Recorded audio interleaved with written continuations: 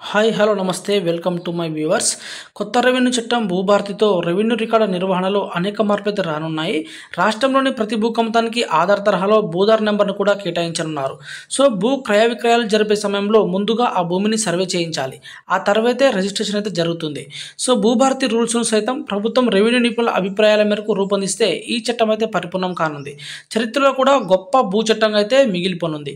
అద్భుతం బ్రహ్మాండమని ప్రచారం చేసినటువంటి ధరణి రాకతో రైతులకైతే ఏమాత్రం ప్రయోజనం కలగకపోగా సరికొత్తగా భూ సమస్యలు అయితే పుట్టుకొచ్చాయి.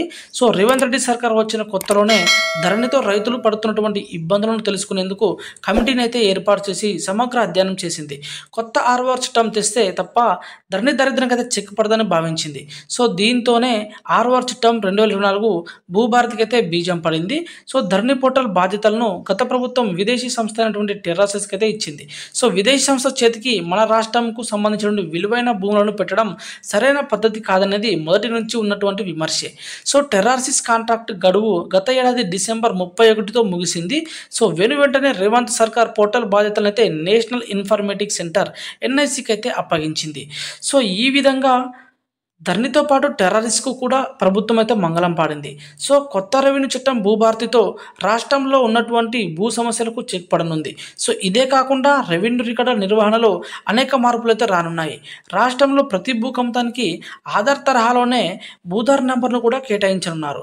సో భూ క్రయ విక్రయాలు జరిపేటువంటి సమయంలో ముందుగా ఆ భూమిని సర్వే చేయించాలి. ఆ తర్వాతే రిజిస్ట్రేషన్ అయితే జరుగుతుంది.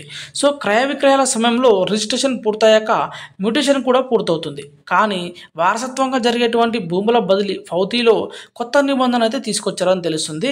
సో తహసీల్దార్ కార్యాలయంలో రిజిస్ట్రేషన్ జరిగిన మ్యూటేషన్ చేసే అధికారాన్ని మాత్రం RDOకు అప్పగించారు. నిర్ణీత కాలం పాటు అనగా 30 రోజులు మ్యూటేషన్ చేయకుండా నిలిపివేస్తారు. మినిమం 30 డేస్ అనమాట.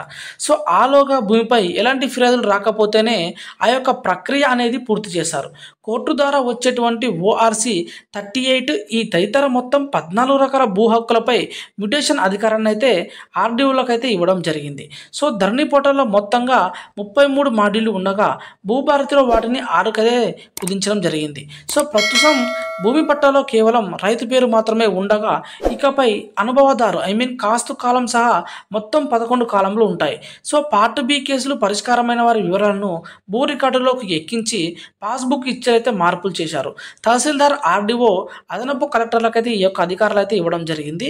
సో జిల్లా స్థాయిలోనే భూ సమస్యలు పరిష్కారం అయ్యే వ్యవస్థను అయితే అందుబాటులోకి అయితే రానుందని తెలుస్తుంది. సో జిల్లా స్థాయిలోనే ట్రైబ్యునల్ను సైతం ఏర్పాటు చేసే ఆలోచనలో ప్రభుత్వం ఉందని కూడా సమాచారం. వీటితో కోర్టులపై ఒత్తిడి కూడా తగ్గనుంది. ధరణి ముసుగులో గత పాలకులు రెవెన్యూలో గ్రామ స్థాయిలో పనిచేసేటువంటి VRO వ్యవస్థ అయితే రద్దు చేశారు కదా.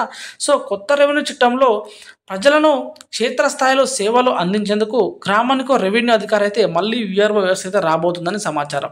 సో గత ప్రభుత్వం ROR చట్టం 2020 ద్వారా ధరణి పోర్టల్ను అయితే తెచ్చింది. కానీ చట్టానికి సంబంధించినటువంటి రూల్స్ను మాత్రం తేలేదు. సో ROR చట్టం 2024కు భూభారతికి రూల్స్ను కేవలం 3 రోజుల్లోనే అందుబాటులోకి తెస్తామని ప్రభుత్వం అయితే ఇప్పటికే ప్రకటించిన విషయం అందరికీ తెలుసు. సో ప్రకటించిన దాని ప్రకారం రూల్స్ అనేవి ఆచరణాత్మకంగా ఉండేలా ఉండాలి. చట్టానికి రూల్సే ప్రాణం అన్నమాట. సో వీటిని సైతం ప్రభుత్వం అయితే రెవెన్యూ నిపుణుల అభిప్రాయాల మేరకు రూపొందిస్తే భూభారతి చట్టం పరిపూర్ణం కానుంది. సో చరిత్రలో ఇదనేది ఒక గొప్ప భూ చట్టంగా మిగిలిపోయిందని తాజా సమాచారం అన్నమాట. సో ఇదండి ఈరోజునటువంటి భూభారతి పట్ల ముఖ్యమైన సమాచారం. మరింత అప్డేటెడ్ కంటెంట్తో మళ్ళీ కలుసుకునే ప్రయత్నం చేద్దాం. అంటిల్ దెన్ మన ఛానల్ని చూస్తూనే ఉండండి. Thank you for watching. జై హింద్. ఇంకా ఎవరైనా మన ఛానల్ని సబ్స్క్రైబ్ చేసుకోకపోతే సబ్స్క్రైబ్ చేసుకునే ప్రయత్నం చేయండి.